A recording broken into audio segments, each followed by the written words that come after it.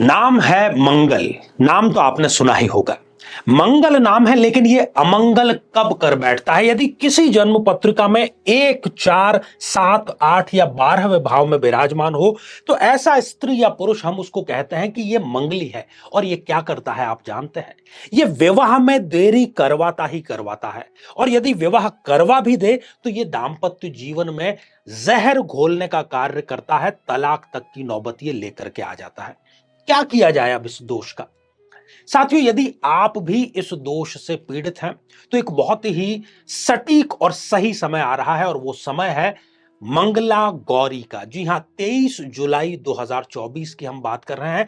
इस दोष की समाप्ति का इससे अच्छा मौका अगले 1 वर्ष तक आपको नहीं मिलने वाला है।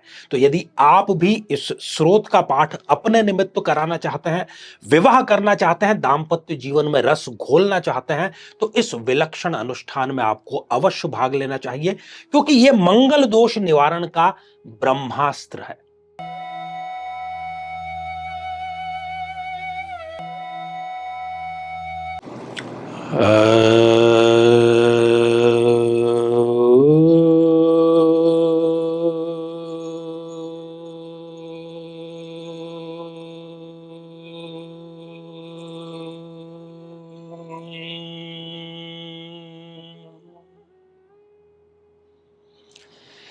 तो मेरे बहुत ही प्रिय और बेहद सम्मानित साथियों, हृदय की असीम गहराइयों से अभिनंदन, बहुत बहुत हार्दिक स्वागत है।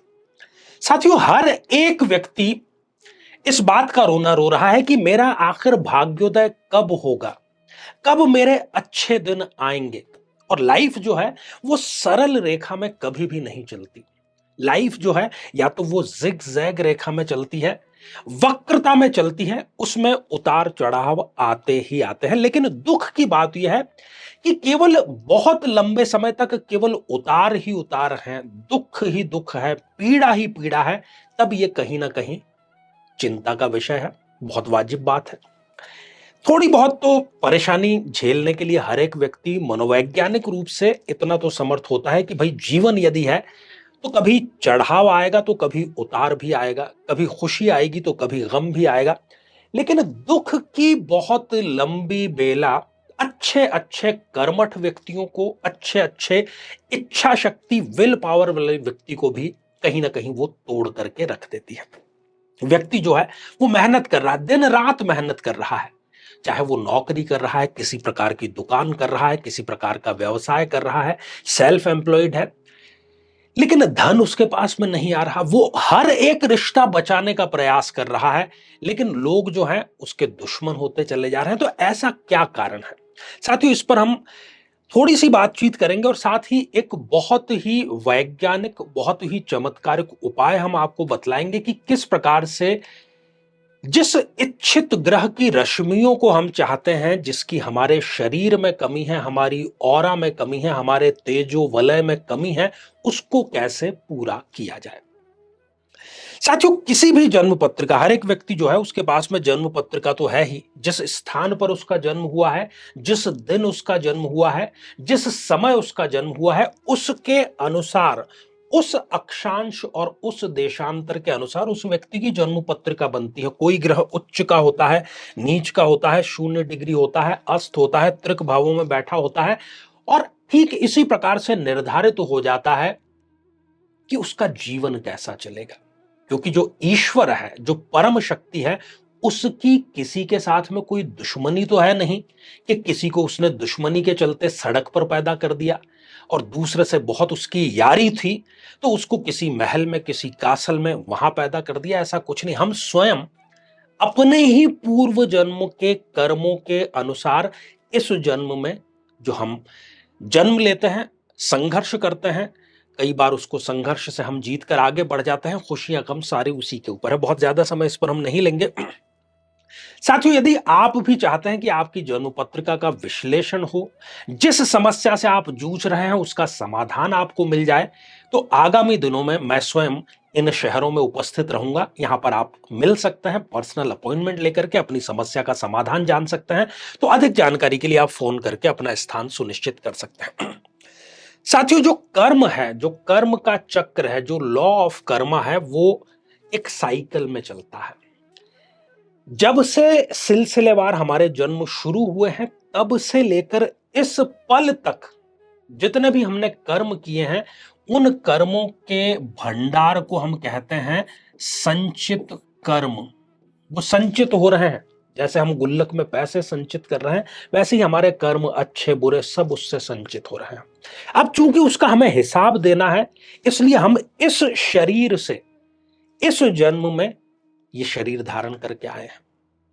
तो इस जन्म में इस शरीर और इस मन के द्वारा हम जितना खाता जो है उसका बैलेंस चुकाने आए हैं, उसको हम प्रारब्ध कहते हैं, डेस्टिनी कहते हैं। प्रारब्ध बहुत छोटा सा यह हिस्सा है संचित का। और चूंकि हमने शरीर धारण किया है, हमने मन धारण किया है, तो हम कर्म तो करेंगे ही करेंगे। कर्म से हम बच नहीं सकते। हम चाहे दिन रात पलंग पर भी पड़े रहें, तब भी हम श्वसन लेने का कर्म कर रहे हैं, हम भोजन का कर्म कर रहे हैं, हम श्वास लेने का जो कर्म है उसके अनुसार अपने मन को संचालित करने का भी कर्म कर रहे हैं। तो प्रारब्ध उससे बनता है। तो प्रारब्ध में इस शरीर से जो हम कर्म कर रहे हैं उसको हम कहते हैं क्रियमाण, क्योंकि यह अभी क्रियाशील है। और अगर हम अभी कोई कर्म कर रहे हैं तो भी उसका कोई परिणाम होगा तो वो संचित में शामिल हो जाएगा। इस प्रकार से ये चक्र चलता रहता है, संचित से प्रारब्ध, प्रारब्ध से क्रियमाण और क्रियमाण से संचित। ये सारा जो चक्र है ये चलता रहता है। जब योग कारक ग्रह की दशा आती है, बहुत अच्छा हमारा समय चलता है। जब मारक ग्रह की दशा आती है, बहुत बुरा हमारा समय चलता है। तो कुंडली में जो भी ग्रहों की स्थिति है वो पूर्व जन्मों के अनुरूप ही होती है।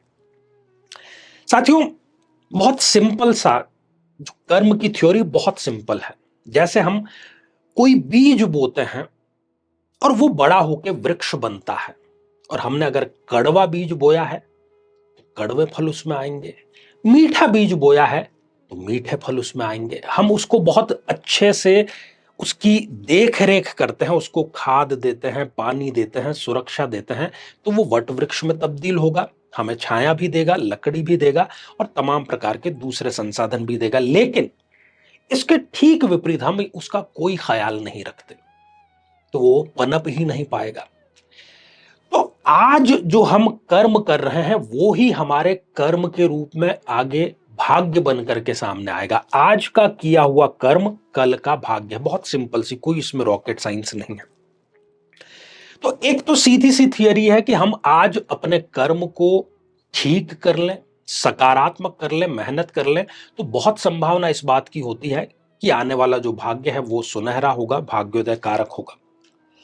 लेकिन सब कुछ हमारे हाथ में नहीं होता। जैसा कि कार्यक्रम के शुरुआत में मैंने कही कि बहुत ज्यादा मेहनत करने वाला भी संघर्ष कर रहा है, बहुत ईमानदार व्यक्ति भी संघर्ष कर रहा है। इसके ठीक खिलाफ क्या होता है कि कम काम करने वाला ज्यादा कमा रहा है, झूठ बोलने वाले धूर्त लोग ये सक्सेसफुल हो गए हैं। तो ये कहीं ना कहीं बैलेंस जो है ये सामने नहीं आता। अब जब हमें कुंडली के माध्यम से ये पता लग जाता है कि मुझे इस ग्रह की दशा चल रही है, ये मेरे साथ में समस्या है, कोई ना कोई उपाय हर एक व्यक्ति करता है, दान का, मंत्र का, यंत्र का। जब हम स्टोन धारण करते हैं कि भाई शनि के तत्व की कमी है तो आप नीलम धारण कर लीजिए, सूर्य के तत्व की कमी है तो आप माणिक के धारण कर लीजिए, चंद्रमा की कमी है तो आप मोती धारण कर लीजिए।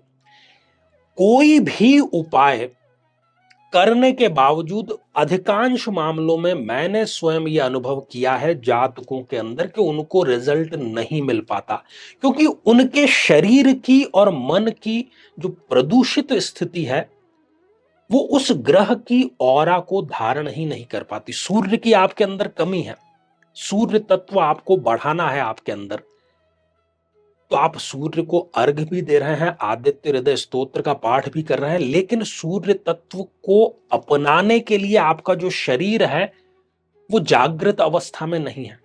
चंद्रमा की किरणें आप तक पहुंच रही है, स्थूल शरीर पर पहुंच रही, लेकिन मन तक नहीं पहुंच पा रही। चंद्रमा की किरणों की मन को आवश्यकता है। कुल मिलाकर के जिस ग्रह के लिए आप जो भी रेमेडी कर रहे हैं वो आपके शरीर पर, मन पर असर कर ही नहीं रही, क्योंकि आपके मन की और शरीर की जो धारण क्षमता है, वो धारण क्षमता जीरो हो चुकी है। वो धारण ही नहीं कर पा रही। इस धारण क्षमता को मजबूत करने के लिए, इस धारण क्षमता को एक्टिव करने के लिए, इस वाइटलिटी, इस जीवनी शक्ति को एक्टिव करने के लिए एक ऐसी औषधि, एक ऐसा तत्व, एक ऐसा पदार्थ, एक ऐसी वस्तु, जो भी चाहिए आप उसको नाम दे दीजिए, वो ईश्वर ने हमें प्रदान की है, और वो है माता तुलसी। माता तुलसी को लेकर के यदि 4 कार्य आप करते हैं तो आपके शरीर के एक एक अणु, एक एक परमाणु में ग्रहणशीलता बनेगी, धारणीय क्षमता आपकी बढ़ेगी। आप जब प्रातःकाल स्नान करते हैं तो कोशिश करें कि उसमें एक पत्ता, जिस किसी भी पात्र में आपने जल लिया है तो उसमें तुलसी का पत्ता अवश्य हो। जब आप स्नान आदि कर लेते हैं, उसके बाद में पूजन अर्चन का जो भी आपका नियम है, उसके पश्चात आप अपनी दाहिनी हथेली में थोड़ा सा शुद्ध जल लेकर के, जिसको हम चरणामृत कहते हैं, या पूजा के दौरान आप किसी पात्र में तुलसी का पत्ता रखिए और पूजा के पश्चात उसको जल सहित आप निगल लीजिए। कोशिश ये करिए कि प्रत्येक दिन संध्या काल में देशी गौ माता के घी का जो दिया है वो तुलसी के समीप आप जरूर रखें। और चौथी बात, तुलसी की माला आप जरूर धारण करें। तुलसी में गजब की पॉजिटिविटी है। आप कोई भी उपाय नहीं कर सकते, जीवन से परेशान है, ये चारों कार्य यदि आपने कर दिए, मैं आपको ये गारंटी देता हूं कि कुछ ही दिनों में आप देखेंगे कि सारी जो परेशानी है उसका कोई ना कोई हल, चाहे वो असंभव था, वो आपको नजर आने लगेगा, घटित तो हो जाएगा। क्योंकि सारा का सारा जो खेल है वो धारणीय क्षमता का है। डॉक्टर के पास जब हम जाते हैं किसी बीमारी के इलाज के लिए, तो डॉक्टर हमें कुछ दवाइयां देता है, पर अगर बहुत ही कमजोर है शरीर तो वो पहले कहेगा कि भाई अगर डायरेक्ट ये इतनी खतरनाक औषधि इसको दे दी, ये इसका शरीर पचा नहीं पाएगा, सबसे पहले तो इसके शरीर को इतना सुदृढ़, इतना मजबूत बनाना पड़ेगा कि ये ऑक्सीकरण के योग्य बने, इस दवा को पचा सके। इसलिए पहले इसको आप दूध, पौष्टिक भोजन, ये सारे व्यायाम, ये सब कराइए ताकि दवाई इस पर असर करे। दवाई को शरीर में घुलने, रक्त में मिलने, हर एक अंग तक पहुंचने के लिए शक्ति चाहिए ना। वैसे ही किसी भी रेमेडी को आप तक पहुंचने के लिए, उसको सफल होने के लिए आपकी धारणीय क्षमता की जरूरत होती है, जो कि अभी मृत प्राय है, क्योंकि हम दिन रात वासनाओं में डूबे हुए हैं, हम दूषित भोजन खा रहे हैं, शरीर भी दूषित है, मन भी दूषित है।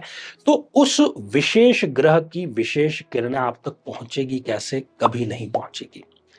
तुलसी से संबंधित ये 4 कार्य आप यदि करते हैं, गारंटेड आपका भाग्योदय होकर रहेगा। और यदि ये आप जीवन का हिस्सा बना लेते हैं तो समझ लो कि भाग्योदय की जो चाबी है वो आपकी जेब में है, जब चाहे आप इसको खोल सकते हैं। गजब का अद्भुत और अनुभव सिद्ध ये उपाय है, जरूर आप इसको करें और इसका लाभ जरूर उठाएं। तो साथियों, आज के लिए केवल इतना ही, और इसी मंगल कामना के साथ में कि आप सभी स्वस्थ, समृद्ध और शांतिपूर्वक जीवन व्यतीत करें। नमस्कार।